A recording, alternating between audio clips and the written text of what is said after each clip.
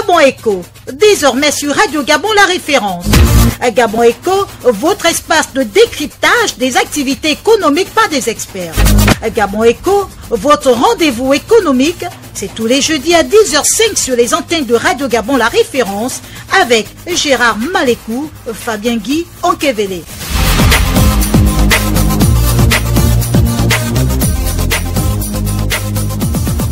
En cette période de pandémie de coronavirus, plusieurs ménages se demandent comment joindre les deux bouts. Et même avant la pandémie, une certaine crise était déjà perceptible. Les experts en économie ont évoqué, pour s'en sortir, l'économie sociale et solidaire comme alternative.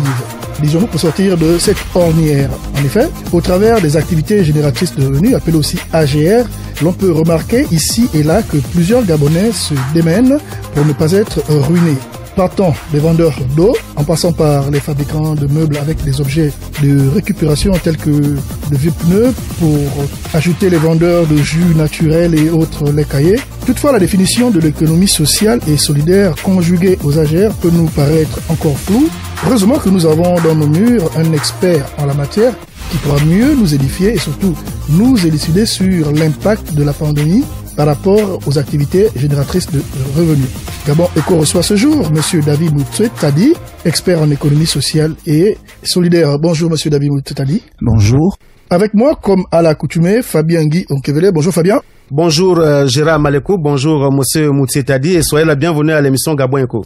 Je vous remercie. Alors aujourd'hui, à la prise de son, nous avons Bibiche Adamba et au mixage Shelly Manea.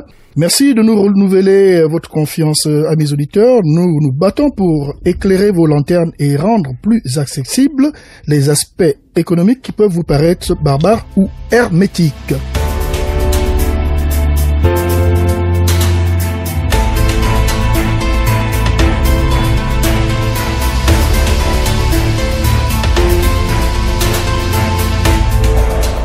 Alors justement, Monsieur David Moutoussadi, est-ce que notre introduction vous convient? Est-ce que on peut déjà avoir un peu une définition, même sommaire, de ce que c'est l'économie sociale et solidaire? Je vous remercie. Effectivement, dans votre introduction, vous avez bien posé la problématique. Alors, l'économie sociale et solidaire, c'est l'ensemble des activités économiques qui sont menées par des personnes très souvent regroupées au sein d'une coopérative, d'une association, d'une mutuelle, et on peut aussi insérer là-dedans des fondations. Ces activités économiques ont la particularité d'être menées dans un but social. Et les personnes entre elles sont liées par un lien de solidarité, ce qui les différencie des entreprises ou des sociétés classiques.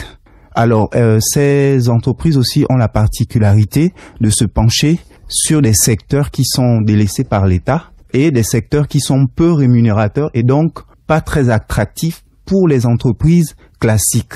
Je pense notamment à des secteurs tels que l'aide aux personnes en difficulté. On peut parler des handicapés. Il y a des structures qui se mettent en place pour faciliter la vie de ces personnes. Il y a aussi des associations qui se créent afin de permettre à des veuves, à des femmes en difficulté, de mener des petites activités. Ceci, c'est pour introduire la notion de activité génératrice de revenus. Comme vous l'avez si bien présenté, le contexte actuel est marqué par une crise et donc un chômage. Et la mise en place des activités génératrices de revenus apparaît comme une solution. Donc je vais m'arrêter d'abord à ce niveau. Est-ce qu'on peut avoir les fondements de l'économie sociale et solidaire avant de continuer? Alors, les fondements de l'économie sociale et solidaire sont, je vais dire, humains. L'économie sociale et solidaire a pour objectif de ramener l'économie au service de l'homme. L'économie, c'est la production des biens et services pour la consommation de l'homme. Mais lorsqu'on regarde aujourd'hui l'économie classique, l'économie dominante telle qu'elle est menée, on se rend compte qu'il y a un certain nombre d'activités, sinon la majorité d'activités qui échappent au bien-être de l'homme. Comment on peut considérer qu'il y a un certain nombre d'entreprises qui s'enrichissent avec à côté des employés qui peinent à joindre les deux bouts, ou on a des États qui affichent de grandes performances en matière de PIB, mais on a des populations qui sont laissées pour compte. Donc l'économie sociale part du principe que l'économie telle qu'elle est pratiquée aujourd'hui ne répond plus aux aspirations fondamentales de l'homme. Donc, pour revenir sur les fondements, ils sont humains, ils parlent de la solidarité, qui est une valeur humaine, l'entraide, donc on est toujours dans la solidarité. Donc, la valeur principale que je vais mettre en avant ici, c'est la solidarité. Humaniser quelque peu l'économie de façon à ce qu'elle serve véritablement l'homme. Et là, vous venez de faire un peu la différence entre l'économie traditionnelle et l'économie sociale et solidaire. Qu'est-ce qui les différencie en quelques termes? Ce qui les différencie, c'est l'objectif. Lorsqu'on parle d'économie sociale, évidemment, il ne s'agit pas de dire que les entreprises de l'économie sociale ne recherchent pas de l'argent. Mais les entreprises de l'économie sociale prennent l'argent comme un moyen pour atteindre un but social. Par contre, lorsqu'on regarde certaines entreprises classiques, on a l'impression que la finalité, c'est l'enrichissement, au détriment même à un moment donné de la vie de certaines populations. On a beaucoup de dérives, les problèmes environnementaux que l'on rencontre aujourd'hui. La destruction de l'environnement se fait au détriment de l'homme. Mais ça, c'est dû à l'activité économique de certains opérateurs économiques. Donc ça veut dire que beaucoup plus l'économie traditionnelle est beaucoup plus capitaliste et l'économie sociale et solidaire est là pour aider ce que l'État n'arrive pas à atteindre. Voilà. Mais je ne vais pas employer le terme d'économie traditionnelle parce que quand on dit économie traditionnelle, ça renvoie à nos traditions, à la tradition, à l'économie originelle, oui. Celle qui encore respectait quelque peu l'homme. Mais je vais plutôt dire l'économie classique. L'économie dominante qui aujourd'hui est mue par une volonté, une très forte volonté d'enrichissement. Voilà, c'est un peu ça. Et ces différentes associations, les coopératives, les mutuelles dont vous parlez, sont-elles encadrées par des textes juridiques? On va pas chercher à les citer, hein, sinon on ne s'en sortira pas. Et puis c'est pas ça vraiment l'objectif, mais c'est surtout pour savoir si c'est vraiment encadré par des textes juridiques. Oui, bien sûr, je vais sauter sur l'occasion pour dire qu'effectivement, l'État pense à ce secteur. L'État n'est pas seul. Le Gabon est dans une communauté. On a ce qu'on appelle l'OHADA, l'Organisation pour l'harmonisation du droit des affaires en Afrique. On a pour les coopératives l'acte uniforme OHADA pour les sociétés coopératives. C'est le texte qui régit aujourd'hui le fonctionnement des coopératives. La particularité de ce texte, c'est que les coopératives sont désormais présentées comme des sociétés, des entreprises à part entière. Pour les associations, on a la loi 35/62 qui régit le fonctionnement des associations en République gabonaise. Pour les fondations, on a un texte de loi qui date de 2000 pour les fondations. Par contre, l'organisation de l'économie sociale qui ne dispose pas encore d'un cadre légal précis, c'est les mutuelles. Mais une mutuelle, avec son principe de but non lucratif, peut aisément se créer sous une forme associative. Donc, en d'autres termes, en fait, ces différentes structures ont une double tutelle. On va parler du ministère de l'économie et du ministère de l'Intérieur. Pour les associations, oui, parce que c'est le ministère de l'Intérieur, parce que en matière d'association, il s'agit de liberté publique. Donc, c'est le ministère de l'Intérieur qui est garant de cette expression publique-là que confère l'association. Et en matière de coopérative, il s'agit là du ministère de l'Agriculture qui a été désigné comme administration pour légalisation ou du moins pour l'acquisition de l'agrément coopératif. Ça pose un peu des difficultés parce que la coopérative n'est pas seulement cantonnée dans le secteur agricole. Sauf que c'est lié à notre passé colonial. La coopérative qui, dans sa forme moderne, qui est née en Angleterre, hors des milieux agricoles, a été introduite lors de la colonisation par l'agriculture. Et on a assimilé la coopérative au Gabon. Dans l'entendement des gens au Gabon, la coopérative, c'est l'agriculture. En tant que la coopérative, je vais vous surprendre, la population américaine est adhérente aux coopératives, on va dire à hauteur de 60% de la population. On va se demander, mais est-ce que la population américaine à 60% est l'agriculture? Non. Il y a des coopératives dans tous les secteurs. Si vous voulez vous loger, vous pouvez faire une coopérative. Si on a des problèmes d'eau à Libreville, on peut créer un forage dans un quartier pour une quinzaine de maisons et sur la base d'une coopérative. En fait, la coopérative, c'est une entreprise qu'on met en place pour résoudre nos difficultés économiques. Nous sommes des agriculteurs, on n'arrive pas à vendre nos produits agricoles, on crée une coopérative qui va vendre nos produits agricoles. Cela nous amène à parler un peu des formes de l'économie sociale et solidaire. Les formes de l'économie sociale et solidaire, sinon les entreprises de l'économie sociale et solidaire sont les associations, oui, les coopératives, les mutuelles, les fondations, avec des différences. Quand on parle d'association, l'association a la particularité d'être à but non lucratif. Bien sûr. On ne peut pas se regrouper dans une association pour mener une activité économique et en tirer des revenus. Par contre, moi, je peux créer une association qui peut aider des opérateurs économiques à mieux exercer leur activité. Le but de mon association, c'est aider des personnes, eux, à avoir des revenus. Mais moi, je ne peux pas en tirer personnellement des revenus de mon association. C'est un peu la particularité. Ça ne veut pas dire aussi que une association ne peut pas vendre quelque chose. Je vous prends un exemple. J'ai un orphelinat et j'ai un peu des difficultés à recueillir des dons. Je peux, moi, à côté, mener une petite AGR, une petite activité génératrice de revenus qui va permettre d'en tirer un certain nombre de revenus pour faire vivre mon orphelinat. Absolument. Donc, c'est un peu la nuance qu'il faut faire. Et les associations et les fondations sont sur ce régime-là de but non lucratif. Voilà. Effectivement. Mais aujourd'hui, on a vu un peu les acteurs de l'économie sociale et solidaire. Mais quels sont les financements de cette économie? Où tire-t-on les financements pour fonctionner? Les sources de financement, en effet. Alors, en tant qu'entreprise privée, parce que quand on parle d'économie sociale, on est dans le secteur privé. Ce sont des entreprises qui ne sont pas contrôlées par l'État. C'est le privé. Alors, en tant qu'entreprise privée, ces structures tirent leurs revenus déjà de leur activité. De leur activité, mais surtout, pour le cas des associations, des cotisations, il y a aussi la particularité de recevoir des dons, des legs. Les associations qui sont reconnues peuvent même bénéficier de subventions et un certain nombre d'accompagnements de la part de l'État, un accompagnement financier, bien sûr.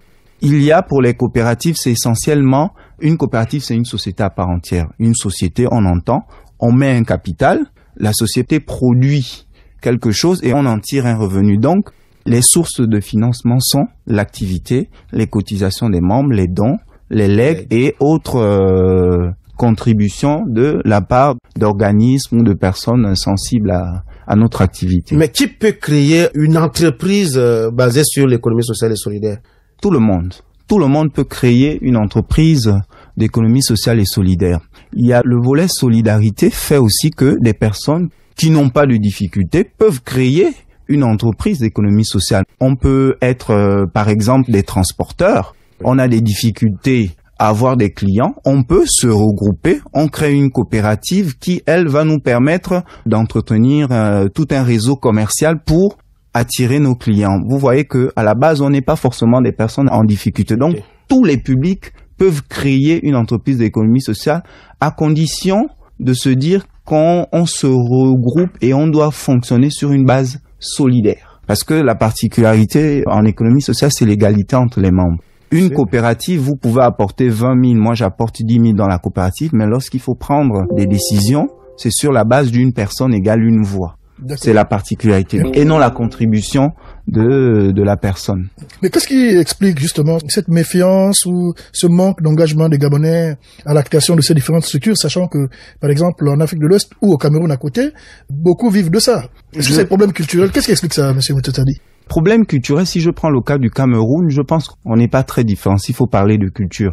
Moi, je pense qu'il y a un problème lié, si vous voulez, à l'action de l'État. L'État, aujourd'hui, quand on prend la population du Cameroun, quand on prend la population du Gabon, moi j'estime que l'action de l'État au Gabon a un peu plus d'impact sur la population gabonaise. Les Gabonais, aujourd'hui, il y a quand même une certaine action de l'État sur eux, ce qui fait que très peu sont enclins à créer, à se débrouiller. On a encore cette notion de jacobinisme dans la tête. L'État peut tout faire, l'État doit tout faire. Les personnes, parce que quand on parle d'économie sociale, on parle d'entrepreneuriat. Le problème qui se pose en économie sociale se pose aussi en entrepreneuriat. Les jeunes, aujourd'hui, sont tournés vers le salariat, ce qu'on appelle l'économie du salariat. Tout le monde veut avoir le bac, un diplôme ensuite, par la suite créer une entreprise. C'est une dynamique qui, au Cameroun, est un peu différente parce qu'au Cameroun, bon, il y a quand même déjà des notions de débrouillardise. Il y a des notions de création d'activités. La preuve, aujourd'hui, le marché gabonais est inondé de produits camerounais, des produits qui ne sont pas forcément subventionnés par l'État camerounais, mais il y a vraiment un tissu privé qui est très fort. Et moi, je le dis, c'est pas parce que les Gabonais sont paresseux, c'est simplement pour moi parce que, en fait, les Gabonais perçoivent un peu plus que les Camerounais, parce qu'ils sont moins nombreux, l'action de l'État. Donc, ils sont toujours en attente de ce que l'État peut faire. D'accord. Nous allons rentrer dans le vif du sujet. Nous vivons quand même une période inédite. Personne ne pouvait vraiment prévoir qu'une pandémie viendrait vraiment mettre notre économie, on va pas dire à genoux, mais en difficulté. Et nous l'avons dit au début de notre propos, n'est-ce pas, en introduction, que cette économie pouvait peut-être pas endiguer, mais pouvait aider certains ménages, certains Gabonais à s'en sortir. Comment vous pouvez l'expliquer, M. Moutoutadi? Alors, oui, effectivement, la pandémie du Covid-19, personne ne pouvait la prévoir, mais aujourd'hui, cette pandémie a conforté la position de tous ceux qui, aujourd'hui, font la promotion de tout ce qui est activité génératrice de revenus, de tout ce qui est auto-emploi. Avant la pandémie du Covid, le Gabon ressentait déjà certaines difficultés économiques. Des villes comme Port-Gentil, heureusement, étaient sur une certaine pente ascendante, et avec la pandémie du Covid et la crise économique qui s'est pointée, le chômage est encore venu frapper à la porte de beaucoup de Gabonais, notamment des Port-Gentil en masse. Donc, cet élan-là, qui emmenait un certain nombre de personnes à encourager les populations à entreprendre, s'est renforcé avec le Covid. Avec le Covid, on a vu que les États pouvaient être dépassés par la situation. On pouvait être confronté par des États qui n'ont pas de solution. Ça s'est vu. Ça s'est vu en Europe. Ça, c'est un fait. Le deuxième fait, le coronavirus a eu la particularité de recloisonner les États. On s'est retrouvés dans notre coin, les autres pays se sont retrouvés dans notre coin, donc les marchandises ou les échanges qui existent entre les États ont été un peu perturbés. Ça a ramené la question de production locale. Il faut que les gens produisent au niveau local. La France s'est rendue compte avec la pandémie qu'ils dépendent de la Chine. Absolument. Voilà, le Gabon et plusieurs autres pays. Donc, la Covid-19 a ramené au centre la notion d'entrepreneuriat, d'auto-emploi. En parlant justement de la Covid-19, aujourd'hui on constate que les entreprises de l'économie sociale et solidaire se sont retrouvées en première ligne dans cette crise. Mais cette pandémie du coronavirus révèle-t-elle l'importance de ce secteur dont l'un de ses principaux objectifs est de pallier les besoins non couverts par l'État? Parce qu'aujourd'hui, nous avons vu, lorsque nous étions en confinement total, que les marchés étaient vides, alors que ces marchés sont souvent couverts par les apports des coopératives. Exactement. Et la pandémie du coronavirus a ramené l'économie sur son expression la plus, je vais dire, essentielle. Il faut que l'homme ait de quoi manger. Il faut que l'homme ait de quoi se soigner. Et c'est ce que l'économie sociale prône. Il ne s'agit pas de mener des activités économiques simplement pour s'enrichir. Il s'agit de mener les activités économiques pour que l'homme puisse parer à ses besoins physiologiques.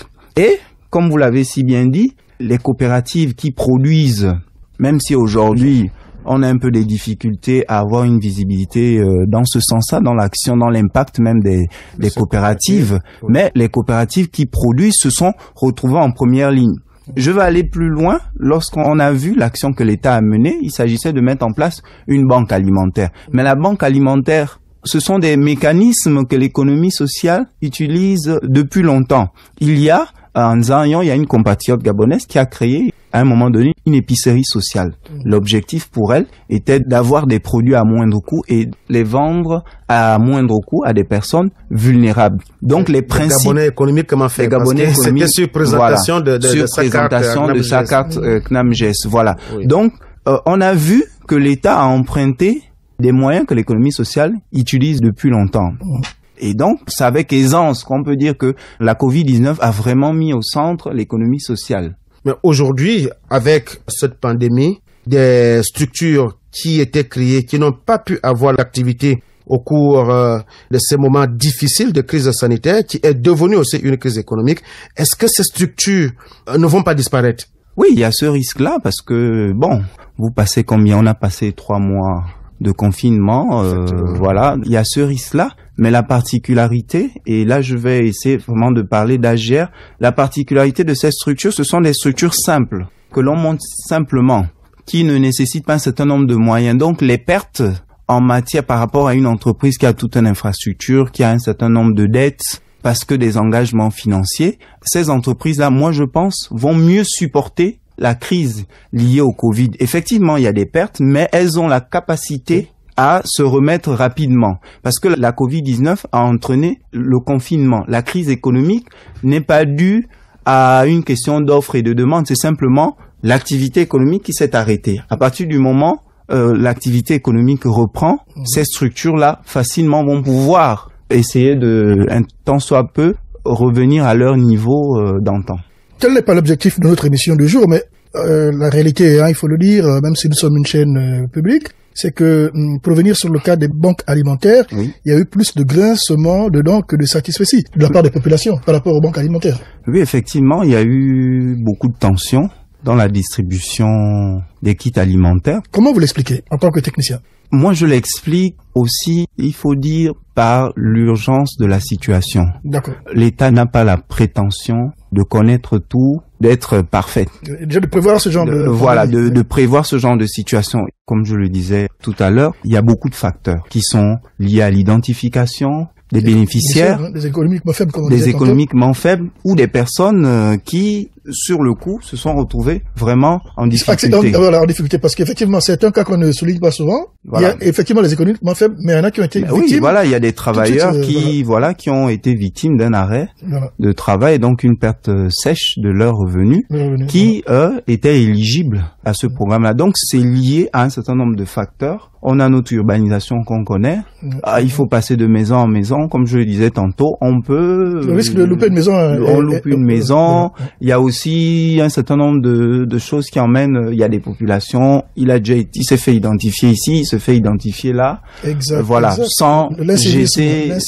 Non, mais voilà. Ça, le constat a été fait. Mais quand même, on voudrait savoir, est-ce que, même si, dit-on que cette action était prévue juste pour le confinement, la période de confinement général, mais est-ce que on n'a pas arrêté un peu trop tôt aussi la distribution des kits alimentaires, sachant que on se retrouve avec plusieurs catégories de bénéficiaires? L'idée, c'était que l'activité économique reprenne aussi rapidement. Il fallait emmener les populations qui ont subi des pertes, des arrêts brusques de leur activité, à un moment donné, réagir économiquement, à faire évoluer, adapter son activité à la situation, au contexte. Il y a des structures qui, aujourd'hui, il y a des personnes qui se sont lancées dans la vente en ligne.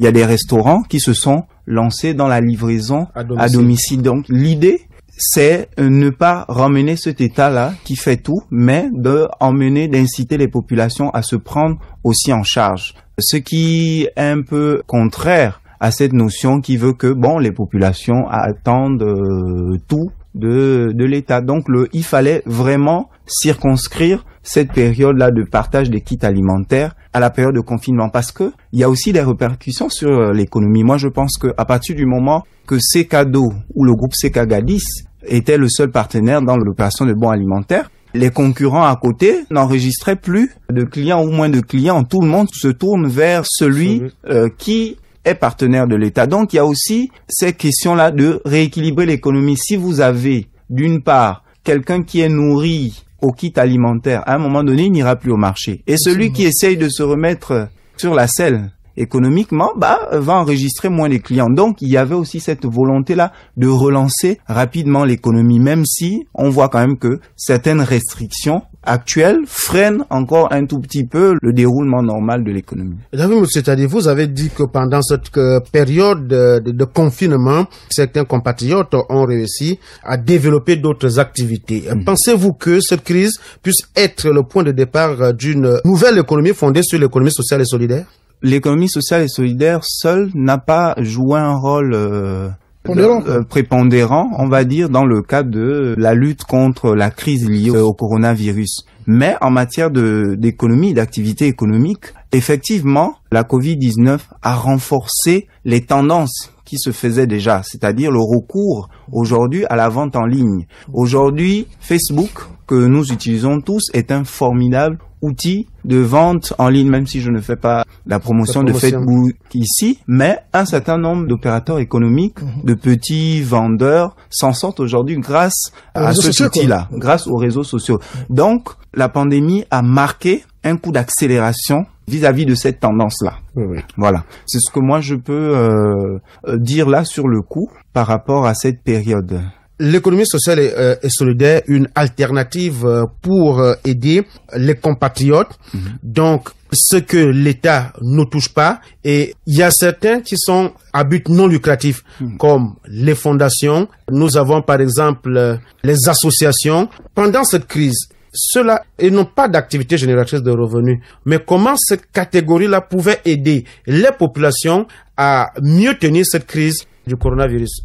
Ces associations ont joué un rôle majeur. Vous avez suivi. Parlons-en. Voilà. Alors, donc, les associations, pour beaucoup, on parlait tout à l'heure de la banque alimentaire. Beaucoup d'associations, à partir de leur réseau, ont pu récolter un certain nombre de denrées alimentaires et redistribuer soit directement à l'administration chargée de la collecte et de la distribution, ou sont allés directement vers les populations défavorisées. Donc, effectivement, durant cette période, on a vu le rôle majeur, sinon l'importance des associations, parce qu'il s'agissait là de développer de la solidarité. Effectivement. Il s'agissait, pour ceux qui en ont un peu, de donner à ceux qui n'en ont pas. Et les associations, dans leur fonctionnement, c'est le principe de base. Elles ont vraiment été au rendez-vous. Vous avez des associations qui ont offert des repas à nos personnels de santé, qui ont vraiment donné même de leur vie durant cette période difficile, même si aujourd'hui on semble parler de la Covid au passé, mais on est encore en plein et on a encore pas mal d'acteurs qui sont sur le terrain. Donc les associations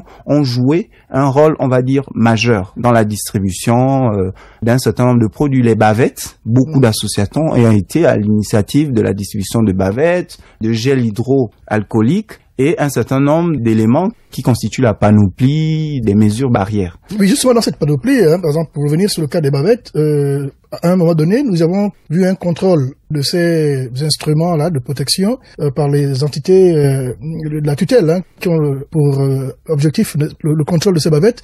Mais quand nous constatons quand même, nous regardons, on va dire, c'est généralement des gens qui font la vente à la sauvette. Il y en a beaucoup sur les artères de la capitale, enfin, et même de nos grandes villes.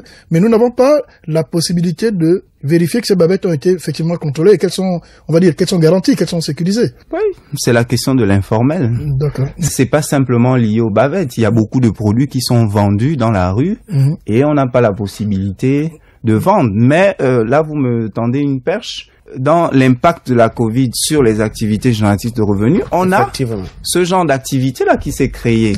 Et il s'agissait pour quelqu'un qui vend les chaussures habituellement, avec le confinement, un certain nombre de choses, sa vente n'est plus utile. Sur le coup, s'il a un petit capital, il peut aller acheter un stock de bavettes dans une pharmacie ou chez un grossiste agréé et se mettre pour passer cette période à vendre. Donc, oui, il y a des difficultés avec l'informel, il y a des difficultés à vérifier la qualité des produits, mais il faut dire que l'État a déployé un certain nombre de choses. Vous êtes sans ignorer que le ministère du Commerce, à travers la Direction générale de l'industrie et l'Agence gabonaise de normalisation, a mis en place la norme concernant les bavettes. Et il y a eu un certain nombre de contrôles dans ce sens. Ils ont même publié la liste des opérateurs qui devraient confectionner ces bavettes. Voilà, donc c'est pas faute pour l'État d'avoir mis en place un dispositif pour garantir la qualité des bavettes, mais la question de l'informel étant toujours là.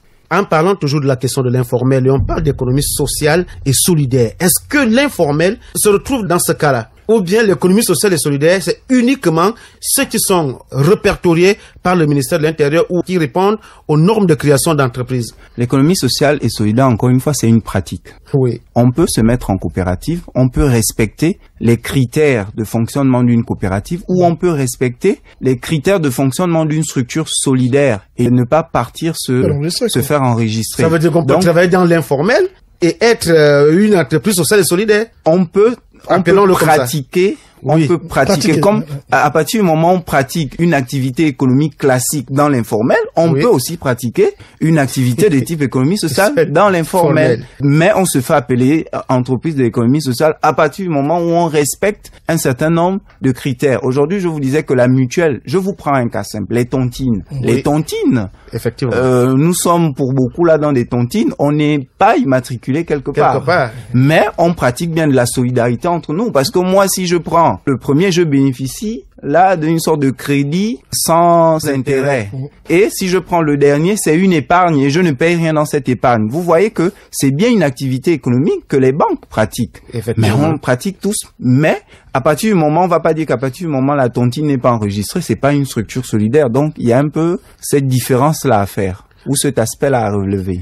Nous avons vu que dans l'économie sociale et solidaire, il y a des structures génératrices de revenus comme les coopératives qui se forment aujourd'hui. Nous avons l'exemple de la France de Recroix Crédit Agricole qui en fait partie de ces entreprises d'économie sociale et solidaire. Et nous allons évoquer un peu dans le monde de l'emploi et de ces avantages des économies sociales et solidaires. Au Gabon, nous constatons que ça n'attire pas trop les jeunes et qu'aujourd'hui, on ne retrouve pas les jeunes qui travaillent beaucoup plus dans ces coopératives. Bon, peut-être que ça ne rapporte pas gros. La question qui se pose à ce niveau, est-ce que ces entreprises, ces coopératives peuvent être introduites, puisque nous parlons de la relance de l'économie de notre pays, dans la relance de l'économie du Gabon? Très bonne question. Alors, les coopératives ont la faculté, ont la capacité de permettre à ceux qui se lancent de vivre, même de s'enrichir, même si on parle de concept de enrichissement, lucrativité limitée. Mais les coopérateurs ont la possibilité d'en vivre. Vous parlez du crédit coopératif. Les grands magasins comme le système U en France et beaucoup d'autres grandes structures vivent sur un fonctionnement où du monde des grands partenaires coopératifs. La coopérative, en tant que structure, peut aisément nourrir son homme. On va dire ça comme ça. Le problème qui se pose, c'est aujourd'hui tout le dispositif, tout l'accompagnement qui est mis en place pour promouvoir l'outil coopératif. Moi, en tant que quelque peu, on va dire, spécialiste, j'ai du mal à identifier aujourd'hui une structure qui fonctionne réellement comme une vraie coopérative. J'ai du mal à identifier. Sur le terrain, il n'y a pas. Les quelques coopératives qu'on voit ont un fonctionnement que moi j'appelle associatif. Comme les petits pots de Logoué? Non, les petits pots de Logoué, je pense que c'est une structure personnelle. Oui. C'est un entrepreneur qui fait sa confiture et elle vend elle-même. En fait, ça, c'est une structure personnelle. Ça n'a rien à voir. Mais ce que je veux dire, c'est que le modèle coopératif tel qu'il doit être pratiqué a du mal à se pratiquer au Gabon. C'est lié à quoi? Je pense que le fait que ce soit le ministère de l'Agriculture qui est l'administration chargée de suivre, d'immatriculer les coopératives, je pense qu'il y a une petite difficulté parce que quand ils ont face à eux une coopérative, on va dire de pêcheurs, qui sort de une coopérative qui sort de leur domaine, comment ils font? Ça, c'est un fait. Le dispositif de l'État, est-ce qu'on a suffisamment de fonctionnaires aujourd'hui dans nos administrations chargées de suivre la politique des coopératives qui connaissent, qui maîtrisent l'outil coopératif? Il y a la possibilité aujourd'hui de faire ce qu'on appelle monter un modèle, monter une coopérative pilote pour montrer aux gens ce que c'est une coopérative. Il y a des agriculteurs qui se regroupent, ils créent une coopérative, mais ils ne vendent même pas ensemble. Oui, c'est quand même paradoxal. Ils ne vendent pas ensemble. Ils vont se retrouver dans une foire et chacun vend sa banane ou, je ne sais pas moi, son manioc de son côté. En temps, ils ont créé une coopérative. Or que la coopérative, l'idée c'est, tu as ta banane, l'autre il a sa banane. On a des difficultés à vendre notre banane parce que nous, notre métier c'est planter. On ne sait pas vendre, on ne sait pas toucher un marché. On se met ensemble, on crée une coopérative qui, elle, a un réseau de distribution. Et ça, on arrive difficilement à mettre ça en place. Il y a des bons exemples, comme la COPAM, la coopérative des artisans de la pierre de Mbigou. Effectivement. Pour avoir été souvent là-bas, ils ont un fonctionnement que moi je trouve qui se rapproche un peu structuré. Voilà, de la coopérative parce que ils produisent dans un même atelier. Chacun produit ses œuvres, mais c'est la coopérative qui se charge de commercialiser les œuvres et reverse la part qui revient au producteur. Là, il y a un fonctionnement un peu coopératif. Après, effectivement, il y a un certain nombre de choses à revoir, mais au Gabon, il faut dire que on a des difficultés réellement à mettre en place le modèle coopératif. David Moussé t'a dit, lors de la célébration de la journée mondiale des coopératives de l'année 2020, Radio Gabon s'est rapproché de la FAO via son service chargé des coopératives. Là-bas, nous avons eu l'information selon laquelle la FAO a travaillé avec certaines coopératives pour permettre à cette dernière de s'en sortir et non de disparaître, parce qu'ils ont vu que si ils n'aidaient pas ces structures coopératives, beaucoup devaient disparaître. Comment est-ce qu'à ce niveau, parce qu'il parlait de l'apport des semences, des formations, il est parti même sur le terrain pour essayer un peu de les aider à écouler même leurs produits puisque certains n'arrivaient pas à se déplacer. Là aussi, voici une politique de la FAO qui veut aider ces structures, moi je dirais associatives, de s'en sortir. Et à ce moment, on parle de l'État. Avez-vous des informations de ce que l'État avait fait pour aider un peu ces structures-là? De ce que l'État. Oui. Mais la FAO, déjà, il faut dire que c'est un partenaire de l'État. La FAO n'entreprend aucune action sans travailler avec les services du ministère de l'Agriculture. Donc, à travers l'action de la FAO, il y a l'État. L'État, aujourd'hui, a mis en place un certain nombre d'outils. On a aujourd'hui au sein du ministère des PME la Direction générale de l'économie sociale. Cette direction générale est née de la disparition du ministère de l'économie sociale qui avait été créé en 2007. Cette direction générale a pour but de mener la politique de l'État en matière d'économie sociale, donc en matière de mise en place d'un véritable système coopératif au Gabon. Moi, j'ai toujours l'habitude de dire que la direction générale de l'économie sociale détient l'ingénierie d'une organisation sociale et solidaire. La logique derrière le ministère de l'Agriculture, c'est le suivi des coopératives agricoles et même le suivi très souvent cantonné aux aspects agricoles, de planting. Vous parlez tout à l'heure de semences. Oui, les coopératives ont besoin de semences, mais les coopératives ont réellement besoin d'un véritable modèle entrepreneurial. Qu'est-ce qui vous emmène à prendre 15 villageois à se regrouper en coopérative si vous n'avez pas identifié le plus à travers cette coopérative? Moi, j'ai été dans des villages. J'ai été au nord de la zone de Bissok. J'ai été implanter des coopératives là-bas. Mais vous implantez une coopérative, vous revenez 2 mois après, ils ne se réunissent que à votre initiative. Donc, les 2 mois passés, ils ne se sont même pas regroupés. Mais c'est pas de leur faute. Ils n'ont pas vu l'intérêt de leur coopérative. Par contre, si dans vos bureaux, vous concevez un modèle économique parce que vous avez bien étudié le fonctionnement, leurs difficultés, ils nous ont dit, vous nous demandez tout le temps de planter, mais on a planté chez nous la route. Qu'est-ce qu'on fait? On réfléchit. Leur problème, c'est pas planter, donc ça ne sert à rien d'aller leur dire de planter parce qu'ils l'ont fait à une période donnée et le manioc a pourri. Donc, leur problème, c'est l'acheminement de leur production. Ils n'ont pas suffisamment d'argent pour se créer une route. Qu'est-ce qu'on fait? Ils peuvent créer une coopérative qui achète un véhicule capable de pratiquer cette route. Vous voyez l'intérêt de la coopérative. Donc, il faut trouver l'intérêt pour lequel on va emmener les populations à créer une coopérative, à se regrouper. Si je ne gagne rien, je vais pas mettre en place. Donc, la difficulté au Gabon, c'est cela. Trouver le véritable modèle économique des coopératives qu'on lance. Les populations dans l'arrière-pays, moi j'ai fait des tournées où ils nous disent, vous nous avez déjà fait cette formation-là, on connaît déjà. En fait, ils prennent ceux qui viennent de Libreville pour tous ceux qui savent tout. Moi je plante. On a des retraités, des personnes qui ont vécu en ville, qui sont là-bas, qui de loin perçoivent que bon, votre affaire là va difficilement marcher. Donc c'est ça. C'est la question du modèle coopérative qu'on veut insuffler. Mais sinon, comme je l'ai dit tantôt, la coopérative nourrit son homme.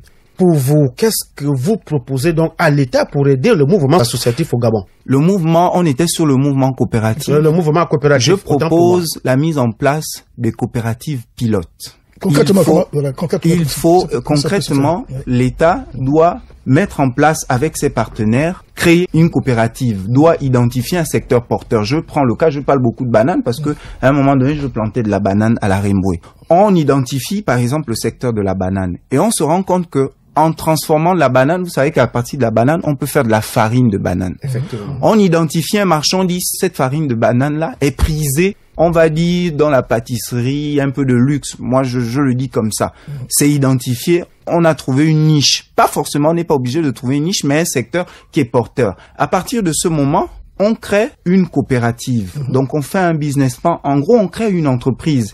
Et par la suite, alors ça consiste à quoi? On a trouvé le marché. D'accord. On met en place les outils de transformation, tout est mis en place. Et après, on fait un appel à souscription de parts sociales. Donc, on demande aux coopérateurs de la zone cible, en leur disant, on va créer une coopérative et vous devez souscrire parce qu'une coopérative, c'est une société. Et pour rentrer dans une société, il faut donner quelque chose pour le capital. Oui. Donc, il faut acquérir des parts sociales. Donc, on fait appel aux populations. On dit le capital, c'est à partir de 100 000 et chacun paye, il rentre dans le capital. Et à partir de ce moment, on met à la tête un directeur général, un gestionnaire de la structure. Et vous verrez que, à partir de ce fonctionnement, les gens verront exactement ce que c'est une coopérative. Parce que l'agriculteur, une fois il a donné son capital, il retourne dans son champ. Au moment de sa production, c'est la coopérative qui vient prendre sa production, qui vient acheter sa production, emmène à l'usine.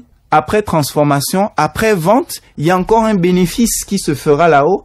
On reverse aux coopérateurs sous forme de ristourne. Là, vous voyez, à partir de ce moment, on met en place un modèle coopératif. L'idée, en fait, c'est que les populations ne connaissent pas ce que c'est une coopérative. Nous, on va, avec nos connaissances, avec nos partenaires, nous, on crée une coopérative dans laquelle on insère les populations et par la suite, on va leur laisser, au fur et à mesure, l'autonomie de la structure. Il s'agit de créer une comme ça ou un certain nombre dans chaque province. Et là, le modèle coopératif va forcément être dupliqué par les populations. Moi, j'estime que c'est ce qui n'a pas été fait depuis là. À vous entendre parler, la Direction générale d'économie sociale est là pour lutter contre l'exode rural. Si on crée les coopératives, surtout pour les populations rurales. Là, vous voyez les coopératives sur un aspect rural. Il y a des problèmes urbains que la coopérative peut régler. Je vous parlais tout à l'heure pour les difficultés qu'on a en approvisionnement d'eau. Par exemple. Les forages aujourd'hui, ça se chiffre à partir de 6 millions et un certain nombre de choses. On peut, en montant 6 millions en montant,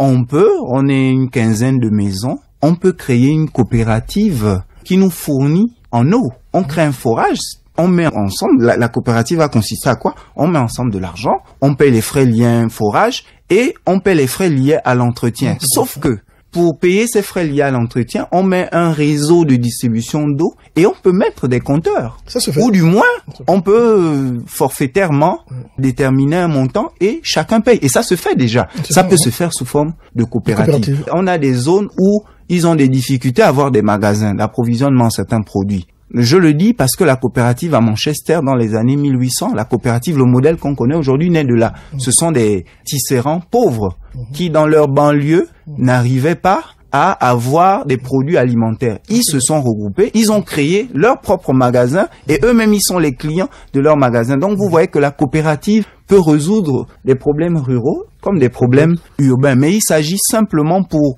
l'administration et ses partenaires qui maîtrisent le modèle, de le mettre en place et d'insérer les populations de façon à ce qu'elles comprennent le modèle et après leur laisser totalement l'autonomie de gestion de leur structure.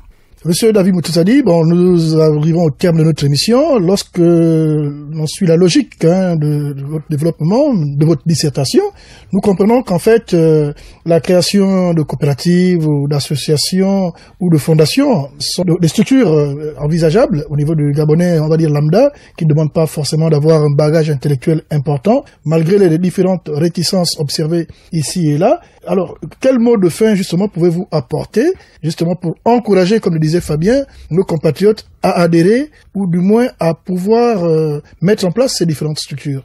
Alors, sachant tout ce qui bloque de manière générale. Alors, le mot de fin, c'est la prise en main de son destin. C'est ce qu'enseigne l'économie sociale et solidaire. L'économie sociale et solidaire a un lien, je vais dire, avec le syndicalisme. À un moment donné, il y avait d'une part des employeurs qui exploitaient leurs travailleurs. On est dans les années 1800, l'exploitation de l'homme pour l'homme. Donc, il y a d'une part le syndicat qui s'est créé pour revendiquer des bonnes conditions de travail. Nous connaissons tous l'œuvre germinale. Mais à côté de ça, il y a un groupe qui s'est dit, nous, on ne va plus dépendre de ces patrons-là. On va créer nous-mêmes nos structures. Donc, la prise en main de notre destin. Le mot de fin va être celui-là. Il s'agit pour les populations de se dire qu'on est face à un certain nombre de difficultés et on peut mettre en place un certain nombre d'activités pour parer, pour nous aider à survivre, nous aider à améliorer nos standards de vie. Et il est important quand même de remarquer que dans le cadre de l'économie sociale, beaucoup de lois mises en place par l'État ont été inspirées par les pratiques de l'économie sociale. Donc, les acteurs de l'économie sociale ont la capacité, par leur force, par leur inventivité, leur créativité sociale, d'influer sur le fonctionnement de l'État. Il s'agit simplement de se dire qu'on a la capacité de se créer un avenir meilleur. Meilleur, prospère. Prospère. Bien, peut-être une dernière question, c'est les auditeurs. Non, aujourd'hui, bon, on comprend avec la pandémie, beaucoup sont un peu hésitants. Juste conseiller à ceux qui ont l'envie et qui ont le désir, n'est-ce pas, de se lancer dans les petites affaires, ça marche, on vous l'a dit, hein. On vous a pris le cas des jeunes filles qui font dans le make-up, donc dans l'esthétique. On vous a pris le cas, dernièrement encore, vous avez suivi au niveau des antennes de Radio Gabon, nos amis qui ont utilisé des objets de récupération, on parlait notamment des pneumatiques, et qui vivent de ça. Donc, il n'y a pas de sous-métier, il faut vraiment vous lancer, n'hésitez surtout pas. Mais encore une fois, merci de nous avoir suivis. Nous recevions aujourd'hui Monsieur David Tsadi, expert en économie sociale et solidaire, avec moi, comme à l'accoutumée, Fabien Guillaume Kevele. À la prise de son et à la réalisation, nous avons Bibiche Adamba, et au mixage, Shelly Mania. Merci de nous avoir suivis. Ne quittez pas votre confort d'écoute. Moi-même, Gérard Malécou, j'allais plutôt dire qu'il n'y ait pas de relâchement, plutôt observer les mesures barrières édictées par les plus hautes autorités. Merci et à très bientôt.